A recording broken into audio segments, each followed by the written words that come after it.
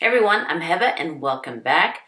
Got a new foundation that I've been trying and I'd like to let you know about, and it's by Dior, the Forever Natural Nude Foundation. And this is Dior's new foundation that they came out with. And this is my third Dior foundation that I've tried. One of them was the Undercover foundation and the other one was the Backstage foundation, and I don't have those anymore because I gave them to my cousins in Egypt. So when I saw that Dior was coming out with a new foundation, I thought I might give it a try. You get 1 ounce of product in here in a pretty glass bottle with a white lid, and it does come with a pump. And this one cost $52. Now with this foundation, there are only 17 shades, and I got mine in the shade 3.5N. And that is a medium with a neutral beige undertones, and I think it works right now. Now the other two foundations, those shades, let's see, in the Backstage foundation, I had that one in the 4WO, and in the Undercover foundation, I had 30 and 35. And those foundations were good, but now as I'm learning more about the foundations and what I'm looking for, I'm finding a lot more that are better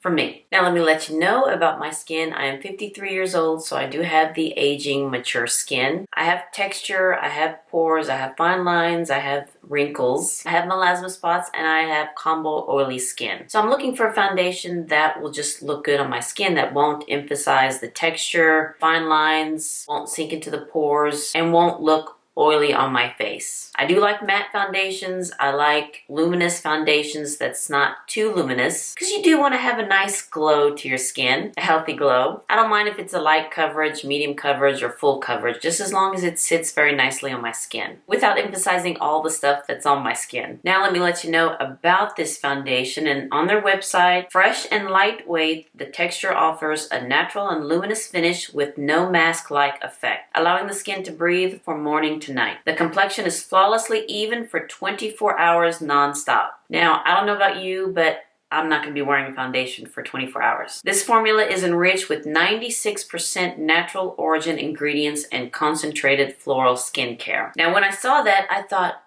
that kind of reminded me of the foundation by Guerlain. I believe it's the High Perfection foundation. And I like that foundation, and I have it right here. It's the new one by Guerlain. So let me look on the Guerlain website. It says that this foundation is made with 96% naturally derived ingredients. And on the Dior foundation, it also says 96% natural origin ingredients. So I guess that's the new thing, I guess? I don't know. That's what came to my mind when I was reading about this foundation, that it sounded similar to the Guerlain foundation. And I did a video on this, and I'll link it down below, and I really do like this foundation. Spoiler alert, this one, not so much. I did buy this foundation off the Dior website, and of course it comes in this beautiful white box. Always fun to open that. And it also comes with 2 sample gifts. Now I've tried this foundation many times using different primers and different ways to apply the foundation. And I use my favorite primers that mattifies, that moisturize, that blurs pores. So I tried with many different primers. And I also tried it several ways of applying it.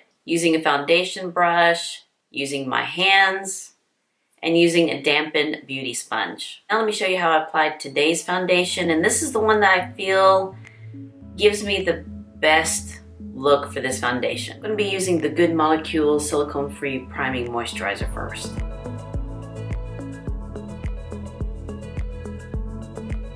And then the Smashbox Photo Finish Primer. And then using the Clé de Peau concealer in Buff and Hazelnut. Now going in with the foundation. Let's get 1 pump. It's kind of thick. And so far what I like to use to apply it is a dampened beauty sponge.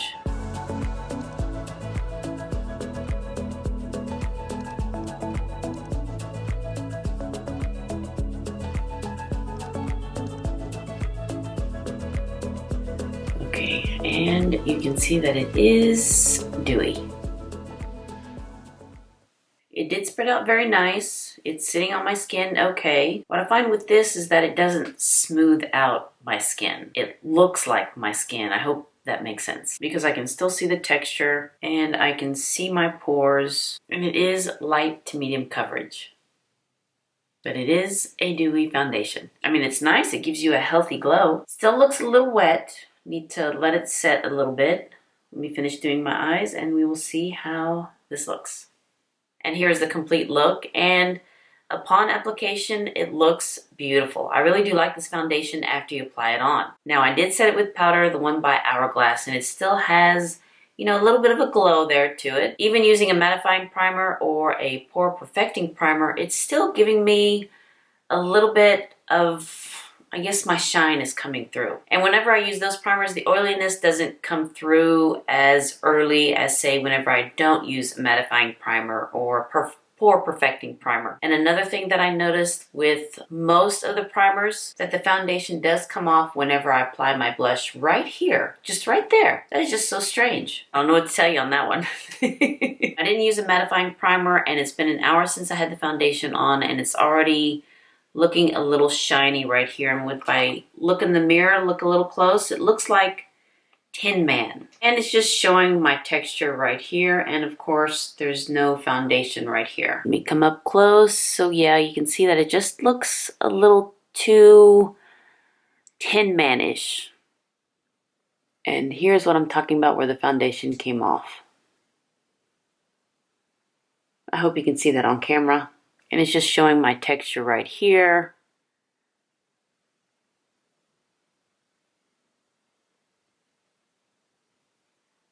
And I find that using the dampened beauty sponge works a lot better. Whenever I applied it with my fingers, it just sank really deep into my pores, and also using the foundation brush. So the pros and cons with this foundation, okay. Let's start with the pros. It looks pretty good whenever I apply it on. I do like the shade. Probably in the summertime it'll be a little too light, but I could always warm it up with a bronzer. And I don't mind the light to medium coverage. Now I can still see some of my melasma spots. I could just put some concealer on and I'm okay. Now for the cons. Okay. I have to think about which primers I want to use whenever I use this foundation, and also what type of skincare I use. And with that, I don't want to think too much about what I need to use for a foundation. A lot of my other favorite foundations, I don't need to worry about which primers I'm going to use. It does settle in my fine lines. It does settle in my pores and show some texture right here, and it does come off. The foundation does come off whenever I use a blush. And I was using different types of brushes because I thought maybe it was just too stiff. I'd use a fluffy brush, and about the 5-6 hour mark, I start to be really oily right here and on my forehead. And also the foundation would come off right here. And also you can kind of see that it's kind of gathering right here in my little cupid's bow. Now the foundation does come off around my mouth and my nose, but that's on me because whenever I eat, I do wipe my mouth because I am a messy eater, and the allergies is just kicking my butt right now, so I'm constantly blowing my nose. So yeah, the foundation will always come off here and around my mouth. And I'm going to show you while I'm outside, you could really see how shiny this is on my skin. The longest I had it was 10 hours, and it was just starting to come off everywhere, especially here. And here, and here, and also here and on my chin. So yeah, so whenever I checked in at 10 hours, the foundation was starting to come off, melt away. I mean, it looks beautiful on right when you apply it. But for me and my skin concerns, after about a couple hours, then the shine will come through, the foundation will come off right here. It will show the pores and texture. So this one, I'm afraid to say, is not my favorite foundation. And that's just on my skin. And also a con, they probably need to make more shades. I don't know why they only have 17 shades in this foundation. Whereas the others, they have, I believe, like 35 shades. And another thing, it does oxidize. And let me show you here, I completely forgot about this. Let me show you what one pump looks like. It's pretty thick. And this is what it looks like freshly swatched.